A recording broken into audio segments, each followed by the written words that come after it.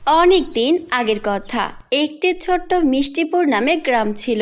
সেই গ্রামের মধ্যে ছোট্ট একটি হাসি খুশি পরিবার বাস করত। সেই পরিবারের মধ্যে অভাব অনটন থাকলেও কেন জানি মনে হতো সেই পরিবারটি অনেক সুখী। কিন্তু সেই পরিবারের মধ্যে মেঘলার বাবা ছিল তাদের একমাত্র আশা ভরসা। কারণ যদি মেঘলার বাবা না থাকতো তাহলে তো আর তাদের সংসারের উপার্জন থাকতো না। তারা এভাবেই হাসি খুশিতে দিন কাটাচ্ছিল। একদিন মেঘলার বাবা মাঠে কাজ করতে যায়। তখন সে বলে, আমি এখন কাজে যাচ্ছি, আমার আসতে বিকাল হবে। তোমরা এখন নিজেদের কাজ করে ঘরে থেকো, আমি যত তাড়াতাড়ি সম্ভব বাড়িতে ফিরে আসব। আচ্ছা বাবা, তাহলে আমাকে তোমার সঙ্গে নিয়ে যাও, আমি তোমার সঙ্গে তোমার কাজে সাহায্য করব। আচ্ছা মা, শোনো, তুমি ঘরের খেয়াল রাখো, আমি মাঠে যাই, আমি মাঠে গিয়ে কাজ করি। তোমাকে মাঠে যেতে হবে না, তুমি অনেক ছোট আর মাঠের মধ্যে অনেক রোদ, যে কারণে তুমি সেখানে থাকতে পারবে না, তাই তোমাকে আমি এখন নিয়ে যেতে পারবো না। আচ্ছা বাবা, ঠিক আছে, তাহলে আমি ঘরে থাকি, তুমি তাড়াতাড়ি চলে এসো। তারপর মেঘলার বাবা মাটির দিকে হাঁটতে থাকে আর মাটির দিকে তাকিয়ে হাঁটতে হাঁটতে সে মাঠে চলে যেয়ে কাজ করে। আর অন্যদিকে মেঘলা বাড়িতে কাজ করে। সারাদিন পরিশ্রম করে মেঘলার বাবা বাড়িতে ফিরে আসে। তখন মেঘলার বাবা মেঘলাকে বলে, মা, আমাকে তাড়াতাড়ি করে দুমুঠো খাবার দাও, আজ সারাদিন অনেক পরিশ্রম করে ফেলেছি, আমি এখন অনেক ক্লান্ত, আমাকে তুমি আগে তাড়াতাড়ি করে খাবার দাও। আচ্ছা বাবা, তুমি এখানে বসো, আমি এখনই তোমার জন্য খাবার নিয়ে আসছি। তুমি একটু এখানে বসে জিরিয়ে নাও, আমি তোমার জন্য খাবারের ব্যবস্থা করে দিচ্ছি। তারপর মেঘলা তার বাবাকে খাবার এনে দেয়। তারপর মেঘলার বাবা সেই খাবারগুলো খায়। এরপর তারা সেই খাবারগুলো খেয়ে ঘুমিয়ে পড়ে। পরের দিন সকালে মেঘলা ঘুম থেকে উঠে বাড়ির উঠান ঝাড়ু দিতে থাকে। তখনই সেইখান দিয়ে এক ধনী পরিবার মেয়ে যাচ্ছিল। তখন সেই ধনী পরিবারের মেয়েটি তার দিকে এগিয়ে আসলো আর বলল, আচ্ছা, তুমি কি এই গ্রামে বাস করো? আমি এই গ্রামে নতুন এসেছি, আমি এখানে কোনো কিছুই ভালোভাবে বুঝতে পারছি না। আমার এখানে তেমন কোনো পরিচিত লোক নেই, আমাকে কি তুমি কোনোভাবে সাহায্য করতে পারবে? আচ্ছা, আমাকে বলো, আমি তোমায় কিভাবে সাহায্য করতে পারি? আমার এই গ্রামের সব জায়গায় ভালোভাবে পরিচিত, তুমি কোনো চিন্তা করো না, আমি তোমাকে সাহায্য করতে তোমার পাশে আছি। আচ্ছা, তুমি কি আমার বন্ধু হবে? আমার একজন বন্ধু এই গ্রামের অনেক প্রয়োজন। তুমি যদি আমার বন্ধু হও তাহলে আমার অনেক উপকার হবে। কিন্তু আমার একটা সমস্যা আছে, আমি তো অনেক গরিব, আমি কিভাবে তোমার বন্ধু হতে পারি? এটা তো কোনোভাবেই মেনে নেওয়া যাবে না। কিন্তু আমি ধনী বলে তুমি আমার সাথে এমন করবে? আমি ধনী বলে আমার সাথে বন্ধুত্ব করতে পারবে না? তাহলে আচ্ছা, ধনীদের সাথে কোনো গরিবদের মিল হয় না? এই কারণেই ধনীদের সাথে গরিবদের কোনো মিল হয় না। কারণ ধনীরা অনেক অহংকারী হয়, তারা গরিবদেরকে সম্মান করে না। ধনীরা শুধু নিজের স্বার্থটাই বোঝে, ধনীরা কখনোই গরিবদের মূল্য দেয় না। তুমি এভাবে বলো না, আমি তেমন অহংকারী মেয়ে না, আমার অর্থের দিক দিয়ে অনেক এগিয়ে আছি। তাই বলে এটা ভেবো না যে সবাই গরিবদেরকে ভালোবাসে না। আমরা ধনী হতে পারি, কিন্তু আমাদের মনে কোনো অহংকার নেই।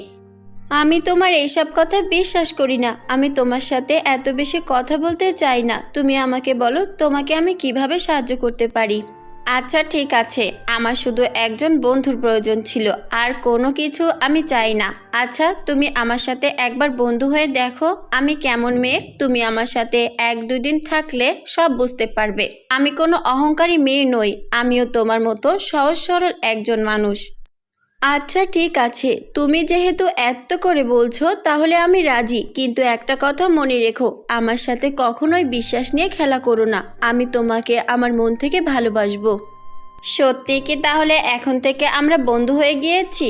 আচ্ছা, তাহলে তো ভালোই হয়েছে, আমি এই গ্রামে নতুন এসেছি, একজন ভালো বন্ধুও পেয়েছি। আর শোনো, তুমি যে বলো না আমি তোমার সাথে কখনোই বিশ্বাস নিয়ে খেলা করব না, আমিও তোমার মন থেকে ভালোবাসবো আর সারা জীবন তোমার বন্ধু হয়ে থাকতে চাই। আচ্ছা ঠিক আছে, তাহলে আজ কি তুমি এই গ্রামেই থাকবে নাকি তোমাদের শহরে চলে যাবে? না বোন, আমি এই গ্রামের প্রতি আসক্ত হয়ে গিয়েছি, আজ থেকে আমি এই গ্রামেই থাকবো। তাহলে তো আমাদের প্রতিদিন দেখা হবে, তাই না? হ্যাঁ, প্রতিদিন দেখা হবে, প্রতিদিন আমরা একসাথে খেলাধুলা করতে পারবো আর অনেক গল্প করতে পারবো। আচ্ছা, তাহলে প্রতিদিন আমরা বিকালে দেখা করব, কারণ সকালে আমার স্কুলে যেতে হয়, তাই আমি সকালে তোমার সাথে দেখা করতে পারবো না। আচ্ছা, তুমি কি স্কুলে লেখাপড়া করো না?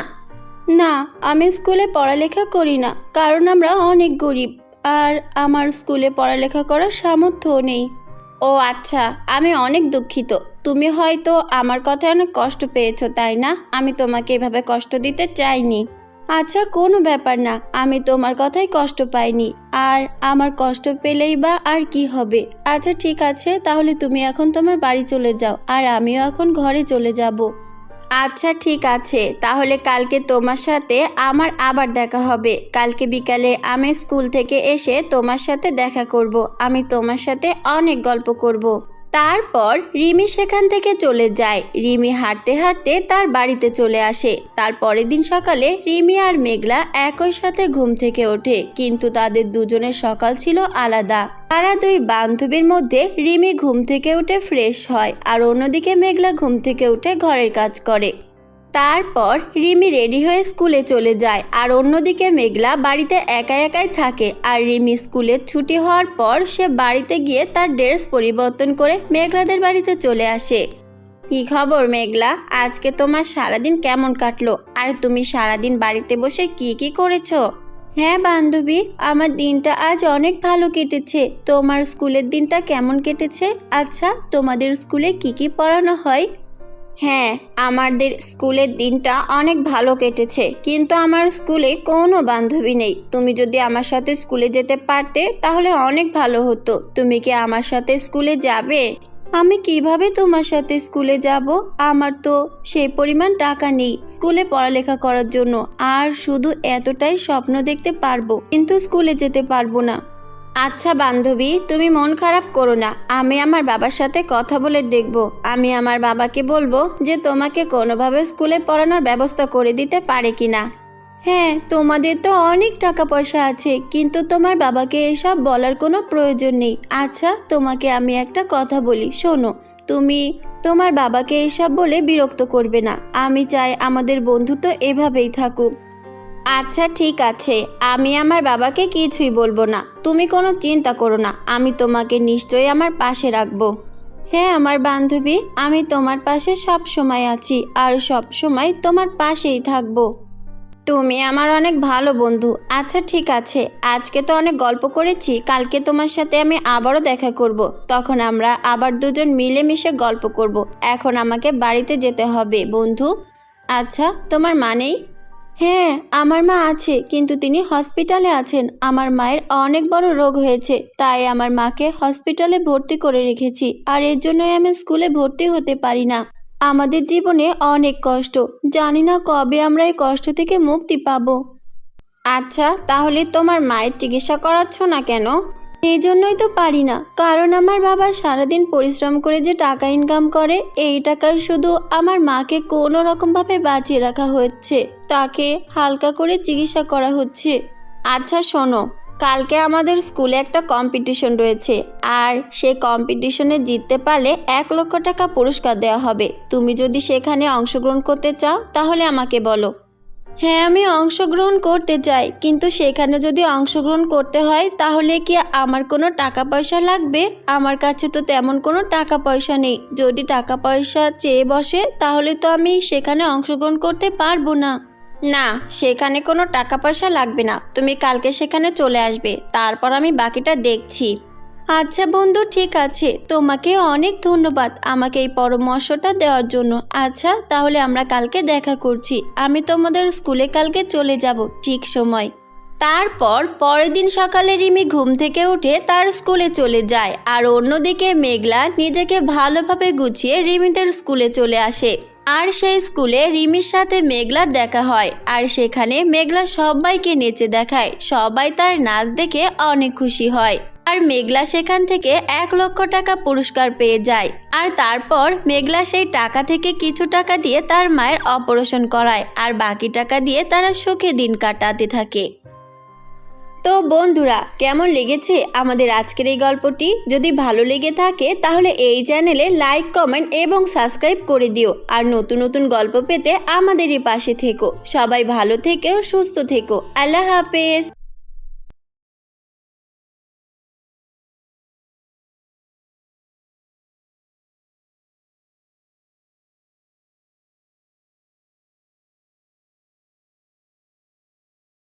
বহু বছর আগের কথা। একটা গ্রামে বাস করত মাহি নামের একটা মেয়ে। মাহি খুব হাসি খুশি ছিল। মাহির মা ছিল না। সে তার বাবার কাছেই ছোট থেকে বড় হয়েছে। মাহি ছোট থেকেই ফুল অনেক ভালোবাসতো। মাহি সারা দিন ফুল নিয়ে খেলাধুলা করত। একদিন মাহি তার বাড়ির পাশে ফুল নিয়ে খেলা করছিল। তখন সেখানে এক পরী আসে। কে আপনি? কি করছেন এখানে? আপনার আমাদের এই মানুষের পৃথিবীতে কিসের প্রয়োজন? তুমি কি আমাকে তোমার থেকে কিছু ফুল দিতে পারবে? তোমার এই ফুলগুলো আমার অনেক পছন্দ হয়েছে। যদি তুমি চাও তাহলে তোমার এই বাগান থেকে কিছু ফুল নিয়ে যাব। আচ্ছা ঠিক আছে, আপনার যতগুলো ফুল প্রয়োজন আছে ততগুলো নিয়ে যেতে পারেন। ও আচ্ছা ঠিক আছে, তোমাকে অসংখ্য ধন্যবাদ আমাকে এই ফুলগুলো দেওয়ার জন্য। আচ্ছা তুমি সারাদিন কি করো? আমি তো সারাদিন শুধু বাড়িতেই বসে থাকি আর আমার এই ফুলের বাগানের যত্ন নেই। শুধু এগুলোই আমার কাজ। কেন, তুমি কি স্কুলে পড়তে যাও না? তোমার তো এখন স্কুলে পড়ার সময়। এখন স্কুলে না পড়লে কখন লেখাপড়া করবে? আমি কিভাবে পড়ালেখা করব? আমরা তো অনেক গরিব আর আমাকে দেখাশোনা করার মতো তেমন কোনো লোক নেই। আমার কোনো বন্ধু নেই, তাই তো আমি সারাদিন একা একাই থাকি। এসব কি বলছো? আচ্ছা তোমার কি বাবা মা কেউ নেই? তোমার বাবা মা কি তোমার খেয়াল রাখে না? আমার মা নেই কিন্তু বাবা আছে। আমি যখন ছোট ছিলাম তখনই আমার মা মারা যায় আর আমার বাবা সারা দিন বাড়িতে থাকে না। তিনি সারা দিন মাঠে কাজ করে রাতে বাড়িতে ফিরে আসে। আমার বাবা সারাদিন অনেক পরিশ্রম করে। যখন সে ক্লান্ত শরীর নিয়ে বাসায় আসে তখন সে ঘুমিয়ে পড়ে। আমি আমার বাবার সাথে ভালোভাবে কথাও বলতে পারি না। ও আচ্ছা, তাহলে তো তোমার অনেক কষ্ট। তুমি চাইলে তো তোমার এই ফুলগুলো বিক্রি করতে পারো। তাহলে তো তোমার এই কষ্টের জীবন থেকে মুক্তি পেতে পারো। তুমি কি আমার কথা বুঝতে পেরেছো? আশা করি আমার এই কথাগুলো তুমি সহজেই বুঝতে পেরেছো।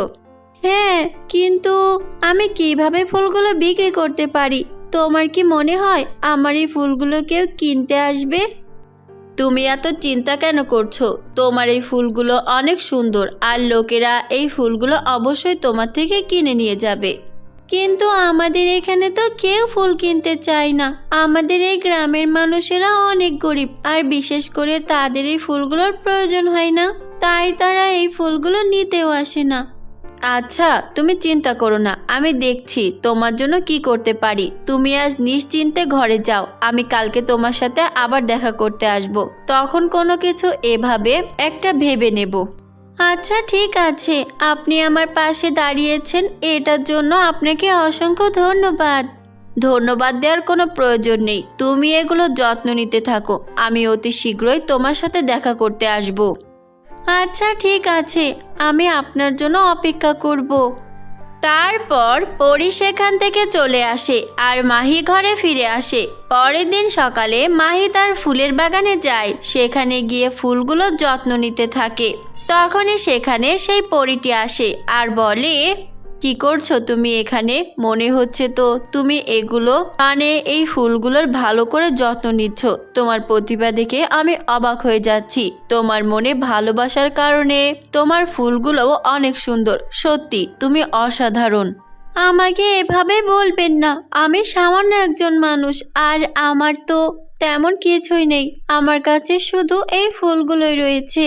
এগুলো ছাড়া আমার আর কোনো অস্তিত্ব নেই। আমি এই ফুলের মধ্যে আমার মনের শান্তি ফিরে পাই। সত্যি তুমি অনেক ভালো মেয়ে। তোমার মনের আশা দেখে আমার অনেক ভালো লেগেছে। আচ্ছা তোমার এখন কি করার ইচ্ছে? তুমি কি এখন তোমার এই ফুলগুলো বিক্রি করবে? কিন্তু পরি, এই ফুলগুলো তো কেউ নিবে না, কেননা কারোর এই ফুলের প্রয়োজন নেই। আচ্ছা আপনি কি আমাকে অন্য কোনো উপায় বলে দিতে পারবেন? অন্য তো কোনো উপায় নেই, দাঁড়াও একটু ভেবে দেখি। আচ্ছা তোমার এই ফুলগুলো যদি আমার কাছে বিক্রি করো তাহলে কেমন হয়? তাহলে আমি তোমাকে টাকা দিব। তারপর ফুলগুলো আমি নিয়ে আমাদের পরিরাজ্যে পরিদেরকে দিব। তারপর তারাও আমাকে টাকা দিবে। সত্যি বলছেন? তাহলে তো খুব ভালো হয়। ঠিক আছে, তাহলে আপনি আমার থেকে যতগুলো ইচ্ছা ফুল নিয়ে যান আর আপনাদের রাজ্যে গিয়ে দিয়ে আসেন। আচ্ছা ঠিক আছে, তাহলে এখন আমি তোমাদের থেকে কিছু ফুল নিয়ে যাই। যদি আমাদের পরিরাজ্যের পরীরা তোমার এই ফুলগুলো পছন্দ করে তাহলে তোমার থেকে আরো অনেক ফুল নিয়ে যাব। আচ্ছা ঠিক আছে, আপনি এখন এই ফুলগুলো নিয়ে তাদেরকে দেখান। আচ্ছা তাহলে আমাকে এই ফুলগুলোর জন্য কত টাকা দিবেন? তোমাকে তো এই ফুলের জন্য আমি কোনো তেমন টাকা দিতে পারবো না, কারণ আমাদের পরিরাজ্যে তো টাকা চলে না, আমাদের পরিরাজ্যে শুধু স্বর্ণের মুদ্রা চলে। কিন্তু তুমি চিন্তা করো না, তোমার এই ফুলগুলো আমি আমাদের পরিরাজ্যে নিয়ে যাচ্ছি। তারপর যদি পরিদের ফুলগুলো পছন্দ হয় তার জন্য তোমাকে অনেক স্বর্ণের মুদ্রা দিব। সত্যি বলছেন? আপনি আমাকে স্বর্ণের মুদ্রা দেবেন? জানেন আমি কখনোই স্বর্ণের মুদ্রা দেখিনি।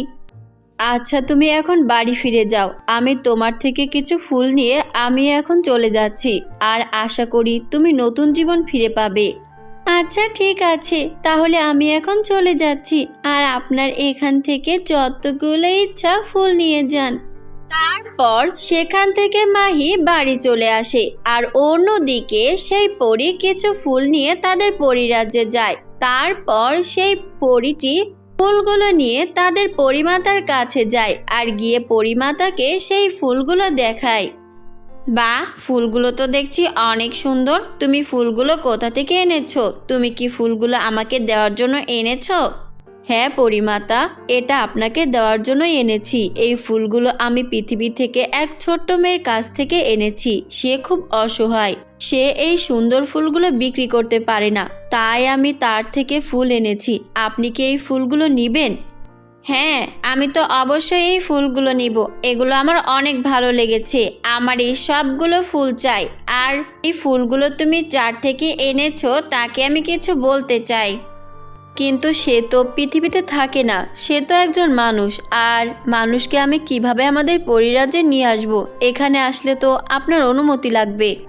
আচ্ছা, আমার থেকে তাহলে তুমি অনুমতি চাও, আমি তোমাকে অবশ্যই অনুমতি দিব। আচ্ছা পরিমাতা, আমাকে একটু অনুমতি দেন, আমি একজন মেয়েকে আমাদের এই রাজ্যে নিয়ে আসতে চাই। আচ্ছা ঠিক আছে, আমি তোমাকে অনুমতি দিচ্ছি। তুমি কালই সেই মেয়েকে নিয়ে আসবে, আর আমি চাই সেই মেয়ে আমার সামনে থেকে তার জন্য উপহার নিয়ে যাক।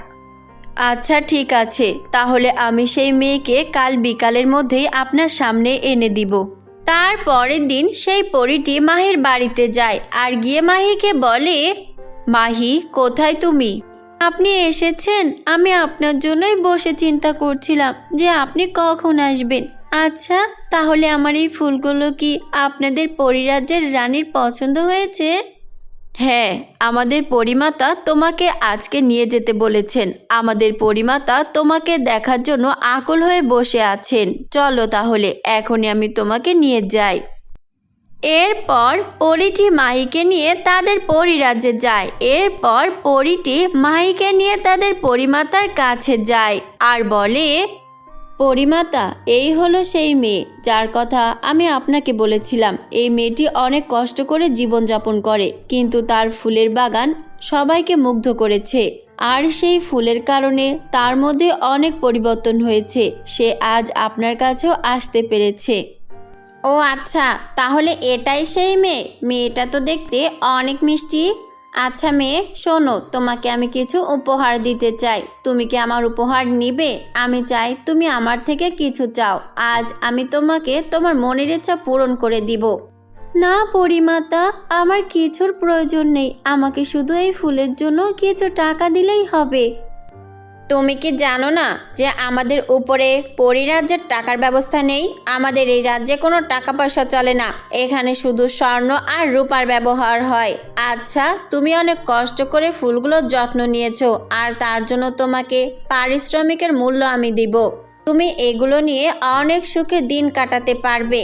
তারপর পরিরানী মাহিকে অনেক স্বর্ণের মোহর উপহার দেয়, আর সেগুলো পেয়ে মাহি অনেক খুশি হয়ে যায়। মাহি নিজেকে বিশ্বাসই করতে পারছিল না, এতগুলো স্বর্ণ মুদ্রা সে আগে কখনোই দেখেনি। তাই তো মাহি বলে, আমি এতগুলো স্বর্ণ নিয়ে কি করব?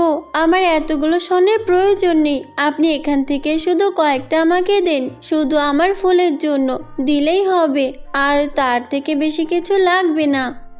তুমি এগুলো তোমার বাড়ি নিয়ে যাও, এটাই আমার আদেশ। তুমি চিন্তা করো না, আমি তোমাকে এগুলো উপহার দিয়েছি। সত্যি তোমার ফুলের প্রতি অনেক ভালোবাসা, তাই আমি তোমাকে অনেক ভালোবেসে এগুলো দিয়েছি। আমি চাই তুমি মাঝে মাঝে আমাকে কিছু ফুল দিতে আসো। কি তুমি কি আমাকে ফুল দিতে আসবে না?